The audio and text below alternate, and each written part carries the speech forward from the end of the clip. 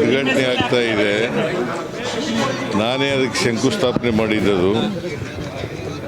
ಅದು ನನ್ನ ಕೈನಿಂದಲೇ ಉದ್ಘಾಟನೆ ಆಗ್ತಾ ಇರ್ತಕ್ಕಂಥದ್ದು ಭಾಳ ಸಂತೋಷದ ವಿಚಾರ. ಭಾಳ ದಿನಗಳಿಂದ ಬೇಡಿಕೆ ಇದ್ದಂಥದ್ದು.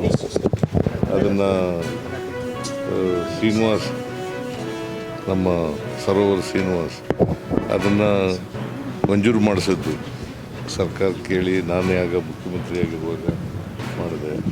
ಮತ್ತು ಈಗ ಮುಖ್ಯಮಂತ್ರಿ ಆಗಿರುವಾಗ ನಾನು ಉದ್ಘಾಟನೆ ಮಾಡ್ತಾಯಿದ್ದೆ. BJP ಅವ್ರ ಕಾಲದಲ್ಲಿ ಅದು ವಿಳಂಬ ಆಗೋಯ್ತು, ಏನಾಗಲಿಲ್ಲ. ಹೋಗಲಿ ಪಾಪ, ಬೇಡ ಅಂತಂದ್ರೆ ಹೋಗ್ಲಿ, ನನ್ನದೇ ತಕರಾರಿಲ್ಲ ಅದಕ್ಕೆ. ಈಗ ರೀಸಫಲ್ ಮಾಡಬೇಕು ಅಂತಕ್ಕಂಥದ್ದು 2.5 ವರ್ಷ ಆದಮೇಲೆ ಪೆಂಡಿಂಗ್ ಇದೆ. ಅವ್ರು ಒತ್ತಾಯ ಮಾಡಿದ್ರೆ ಮಾಡಲಿ. ಅದಕ್ಕೆ ಬೇರೆ ಬೇರೆ ಈಗ 5 ರಾಜ್ಯಗಳ ಚುನಾವಣೆ ಬಂತು, ಬಜೆಟ್ ಇತ್ತು, ಹಾಗಾಗಿ ವಿಳಂಬ ಆಯಿತು.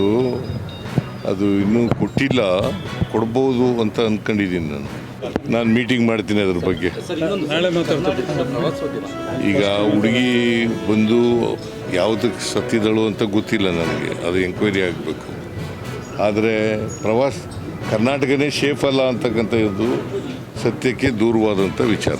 ಹೌದು, ಅಗಲೀಕರಣ ಆಗಬೇಕು ಅಂತ ಅದಕ್ಕೆ ಈ ಸಾರಿ ಮಂಜೂರು ಮಾಡಿದ್ದೀವಿ, ದುಡ್ಡು ಕೊಟ್ಟಿದ್ದೀನಿ, ಅದಾಗತ್ತೆ. ಎಲ್ಲ ಒಂದು ಮೀಟಿಂಗ್ ಮಾಡಿ